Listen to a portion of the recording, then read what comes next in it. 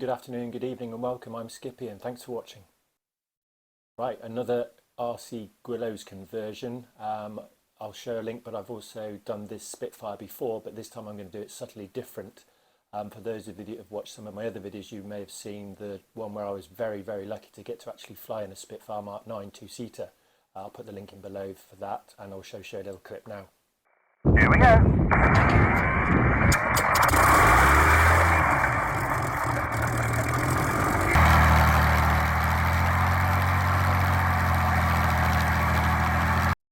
That was an amazing experience and really enjoyed it, and I thought, what can I do to kind of have another permanent memory, or hopefully permanent, but also get some more fun out of it. So I thought, right, I'm going to build another Guillow Spitfire. This time I'm using a laser cut version, so hopefully it'll be a lot less fiddly. It arrived the other day, all very nice and neat. But also while I was looking at it, I realised that I made one little error on my last Spitfire conversion when I built the fuselage and covered it. I'll show you here now. What I didn't do, I didn't cut out the tissue so that this square window was visible. I now have, and therefore this Spitfire is a little bit more realistic than I had it before. I was surprised nobody actually pointed it out, but there you go, that's fixed. 3-blade prop. This flies quite nicely. I'll do another video hopefully with this flying off my dolly, if I haven't already done it by the time this one goes out. Okay, I will do a series of videos, not as many as I did with the Hawk Hurricane. If you've not watched that video, I'll put the link below. Because I have built this Guillow Spitfire previously, again, I won't do a full build. If you want to see the full build of the original Spitfire, the link will be below. What I'm going to do this time though is where I'm going to make some more subtle changes so that I can replicate the T-Mark 9. I will do the video and photos of that as well. So I'll try not to replicate too much that I did in the previous build. So the bonus this time, it's the laser cut model, so all the pieces are much nicer, much neater. The tissue paper that comes with it is white, it's not the green colour. They've just tidied it up a little bit, so yeah, be the laser cut 403. Okay, so what differences are there going to be on this build? Well, obviously I'm not doing just a single cockpit, I'm going to have the second seat behind, so I need to work out how to do that, where to fit it in. Also, because it's a Mark 9 that I flew in, the tail is different, it's more pointy, slightly bigger. Also the elevator surfaces are slightly different shape. Obviously you can't see that on this plan, so I need to work out how to fit the extra canopy. I need to work out how to make the canopy, because clearly the kit only comes with this single piece, and when you look at the photo, I'll just show one now, you can see that it's a different shape and it sits on the back slightly higher up.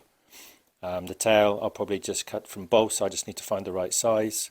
Another difference is, rather than having just the 3 exhausts on each side, the mine has 6, so I'll probably fashion that out of balsa as well. And then when you move to underneath, it's got the 2 larger coolers on both sides of the wings as well. So what I've done is I've photocopied the plan so that I can draw on it and then get that nice shape. I'll then be able to cut it out and then make it out of balsa. So from that other photocopy that I showed you just a minute ago, that's the piece, that's the shape I want it to be. So I cut it out and then I've drawn onto the plan. Just see what it looks like so you get an idea. I'll probably actually use this bit, or I will cut this bit out because it's this was slightly under scale. This is better to scale, so that'll be the shape of the rudder.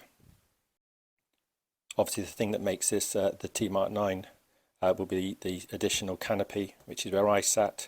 So I've got to work out roughly where the canopy fits, what I'll need to remove, what I'll need to add in to this kit as I build it.